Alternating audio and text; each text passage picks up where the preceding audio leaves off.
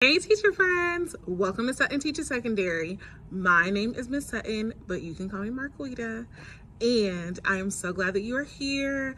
I am happy you came back if you are already subscribed, and if you are not subscribed, what are you doing? Make sure you hit that subscribe button. You do not want to miss out. I'm always sharing the fun things we're doing around my classroom, and I don't want you to miss out. So make sure you subscribe, okay? So one of my personal goals this year has been to stay on pace.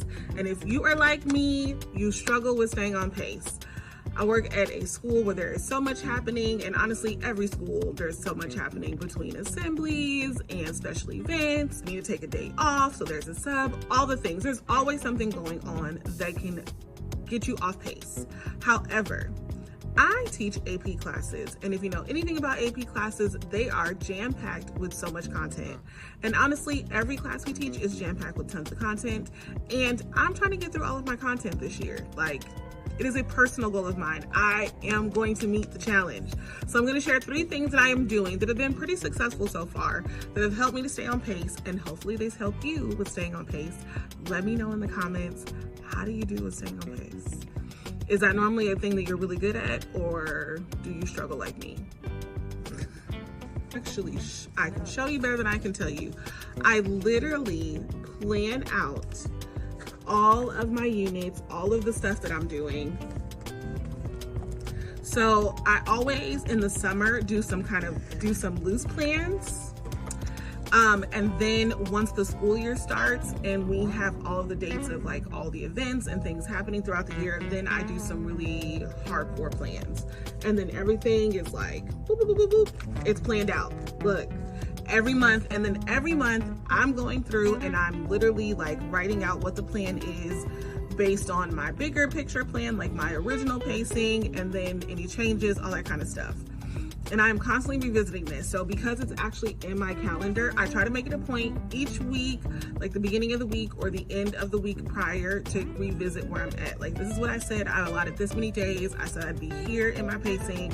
Am I there? Am I not? Why? What do I need to reevaluate? Whatever the case. Because sometimes you have to slow down because students need some extra support. You need to reteach some things, whatever the case. Sometimes you can speed up because they're getting it. So just always revisiting, seeing what's going on, but holding myself absolutely accountable to say at the end of the day, I will not go past this date. So on my calendar, I have my ideal, if I am in this place, it is mwah, chef's kiss. And then when I am going back on my own, and if I need to make adjustments, I have a few buffer days so that if I need to add a day or two, I'm still where I need to be. Nothing crazy, but also very much still on pace. Just saying. The last thing I do, because I'm trying to keep this one short and sweet, my third thing, I share my slide deck with students. So I organize I know some people like to make a different slide deck for each day or set of lessons or whatever the case. I do not. I make my slide decks per unit. Organize my Google Classroom to fit the units. So Unit 1 is its own thing on Google Classroom. The first thing that gets posted is the slide deck that goes with that unit. And that's been especially helpful for African American Studies because there's only 4 units, and so the units are so huge and it's so much to cover that I literally, Unit 1, and then it's all of my Unit 1 slide deck, all of the College Board resources for it, so that there's one stop shop and it's the same consistent thing every time so that students can refer back to it and find it very helpful. That way too, students can follow along. The slides are not editable. I share it in a way where they cannot edit, they can only view. And that way students can still follow along with what I'm doing if they want to follow along on their own computer while I'm teaching.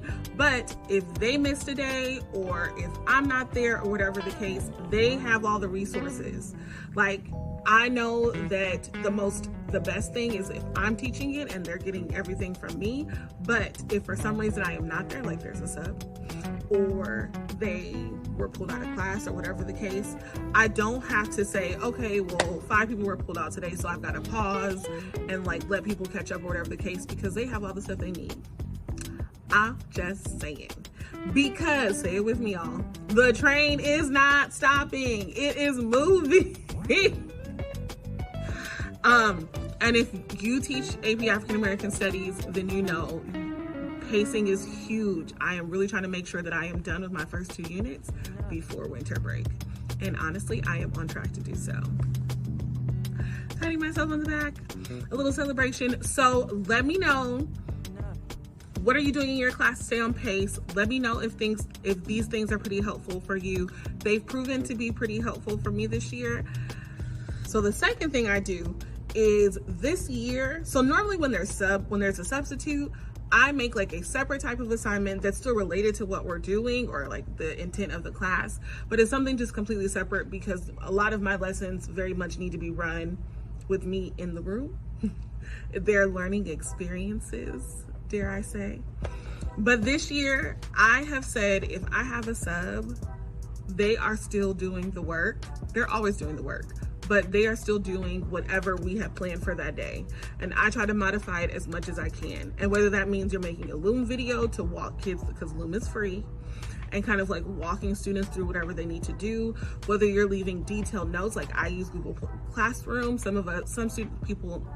I know some teachers use Canva, whatever platform you're using, leaving detailed like step 1, step 2, step 3, making a few adjustments to where if you had planned on doing more of a lecture, finding a video that could substitute the lecture, whatever the case, I try to make sure that if I am not going to be there, which, you know, life happens, we're human, there's gonna be days that we're not in our class, that students still have the materials they need so they can stay on pace. The train is not stopping. That is what I've been telling myself. The train is moving. We are staying on course. You got to tell yourself that, y'all. I'm just saying, teacher friends. And as always, you are amazing. All right, bye.